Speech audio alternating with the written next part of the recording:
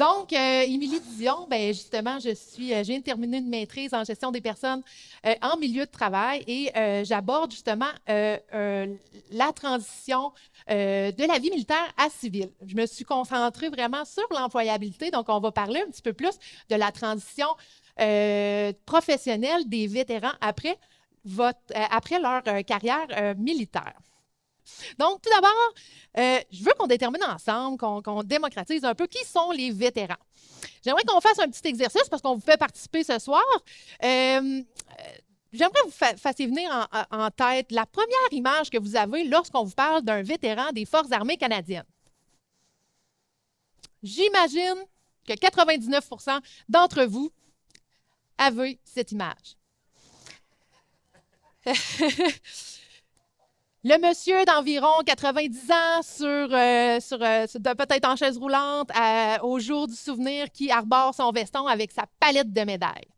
Bien, c'est juste, ça fait partie d'une catégorie des vétérans. Aujourd'hui, on les a renommés les vétérans qui ont servi en temps de guerre. Donc, ils ont fait la Première, Deuxième Guerre mondiale, la guerre de Corée, mais il n'en reste que quelques centaines encore vivants à ce jour au Canada. Je viens vous parler d'employabilité. Vous pouvez bien comprendre que ce n'est pas nécessairement de cette catégorie de vétérans que je viens vous parler ce soir. Vous savez, à ce jour, on a nommé la nouvelle génération de vétérans. Ils sont plus nombreux parmi nous, ils sont plus jeunes, ils sont plus nombreux aussi à composer avec la douleur chronique. J'aimerais vous présenter une nouvelle image, le nouveau visage des vétérans. M. Hébert en a parlé un petit peu tout à l'heure. Ancien combattant Canada a renommé les vétérans comme la définition suivante. Donc, ce sont tous anciens membres des Forces armées canadiennes qui ont été libérés avec mention honorable et qui ont réussi leur entraînement de base. Ce sont les vétérans. Donc, vous pouvez bien comprendre qu'un jeune d'une vingtaine d'années peut être un vétéran à ce jour. Il y a plusieurs raisons qui mettent fin à une carrière des Forces armées canadiennes. Ça peut être que l'heure de la retraite a sonné. Ça peut être pour une raison volontaire, de fin de contrat, involontaire. Mais dans 33 % des cas, ce sont pour des raisons médicales. Donc, ça peut être pour des enjeux psychologiques, des limitations physiques, des douleurs chroniques. Et c'est que les militaires ne répondent plus aux normes universelles de service. Mais je vous entends me dire, oui, OK, Émilie, on comprend ça. Les militaires, ils peuvent quitter l'armée. Mais quand ils quittent l'armée, ils se retrouvent avec des grosses pensions d'invalidité s'ils sont malades. Sinon, ils vont avoir des très bons fonds de pension et ils n'auront pas à retourner sur le marché de l'emploi.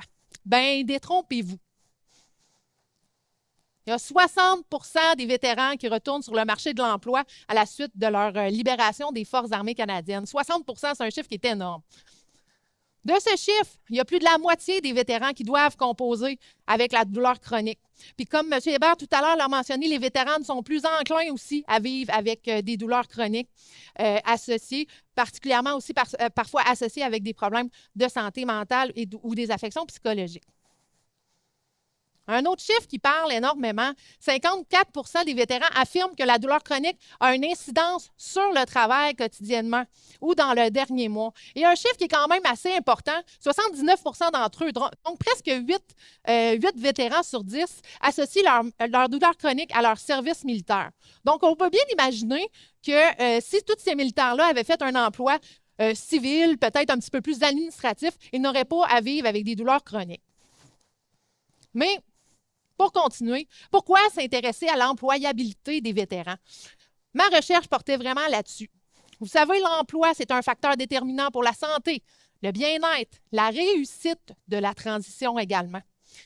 Mais aussi, un vétéran ou une vétérane qui éprouve de la satisfaction vis-à-vis son emploi est plus susceptible de s'adapter facilement à sa vie civile. Quelque chose qui est très important, le mot satisfaction d'emploi. Pas une job, pas une occupation pour l'occuper après sa carrière militaire. Un emploi satisfaisant, valorisant, qui va y permettre de passer des bons moments, puis ça va être vraiment un facteur favorable, un facteur de réussite pour la réussite de la transition. Vous savez, on vit vraiment dans un monde du travail où on favorise l'équité, la diversité, l'inclusion. On va mettre en place toutes sortes de mesures en milieu de travail pour faciliter l'intégration de tous les types de travailleurs. Mais est-ce qu'on ne pourrait pas en faire un petit peu plus pour nos vétérans?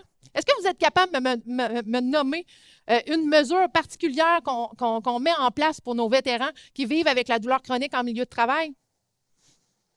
Je pense pas, hein? Donc, c'est pourquoi j'ai vraiment essayé de me concentrer sur ma recherche là-dessus. Je vous ai dit, mon mémoire portait sur la satisfaction, les facteurs contributifs à la satisfaction au travail. Puis j'ai essayé de dégager quelques pistes de solutions qui se prêtent vraiment bien en milieu de travail pour les vétérans qui vivent avec de la douleur chronique. Qu'est-ce qu'on pourrait faire concrètement pour les aider et faciliter leur intégration? On n'a pas besoin de changer le monde, on n'a pas besoin d'investir des millions de dollars, mais on peut commencer avec de la formation, de la sensibilisation, de l'éducation sur la réalité des militaires et des vétérans. La flexibilité d'horaire est aussi un autre aspect important. Pas juste faire changer l'horaire de 7 à 5 ou de 8 à 4, mais on peut permettre des semaines de travail. Les vétérans me parlaient qu'ils voudraient avoir des semaines de travail de 3, de 4 jours semaine. Permettre de ne pas être pénalisés lorsqu'ils ont des rendez-vous médicaux. Leur permettre de s'entraîner. Ce sont des personnes qui se sont entraînées toute leur vie. Et aussi du travail selon tolérance. Un petit peu plus de télétravail aux besoins. Sinon, vous devez bien vous en douter, un poste de travail ergonomique est aussi l'une des solutions. Aussi, surtout, la communication entre les différents gestionnaires, entre les différents collègues de travail et au travers de l'organisation pour bien déterminer les besoins et les conditions de chacun des vétérans, parce que chaque vétéran a son histoire et chaque vétéran a ses conditions et ses limitations. Donc, il faut éduquer, sensibiliser et communiquer. Pour terminer, je ne vous apprendrai rien. Je vous ai parlé en début de rencontre que les vétérans ont un nouveau visage. Ils sont un petit peu plus invisibles aussi dans la société. Bien, la douleur chronique, c'est un peu ça aussi. La douleur chronique a différents visages. Elle est invisible, comme Madame l'avait dit en début de rencontre. Bien, je porte moi aussi ce visage-là. Je porte le visage de la douleur chronique. Donc, je vais me présenter officiellement. Je m'appelle Émilie Dion, je suis une vétérane des Forces armées canadiennes qui, en 2016, après 12 ans de service, puis après avoir combattu justement à la guerre avec aussi M.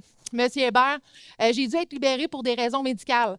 On m'a diagnostiqué une fibromyalgie et une spondylite ankylosante. Donc, moi aussi, je vis avec la douleur chronique au quotidien. J'ai dû me réorienter, je ne pouvais plus travailler dans le médical, donc je suis retournée sur les bancs d'école. J'ai fait contre toute attente un bac et par la suite, j'ai complété une maîtrise. Ça n'a pas été un parcours facile. Il y a eu des embûches, comme plusieurs vétérans aussi, mais j'ai eu des gens qui m'ont accompagné, qui m'ont supporté, qui m'ont écouté aussi. Bien, écoutez, me plaindre parfois aussi. Mais je peux considérer à ce jour que j'ai complété ma transition et qu'elle est réussie. Je travaille actuellement comme prof dans un cégep et j'adore mon travail. Puis, il se complète beaucoup avec mes conditions et mes désirs. Puis, j'ai vraiment un emploi satisfaisant et c'est ce que je souhaite aussi à toutes mes sœurs et mes frères d'armes.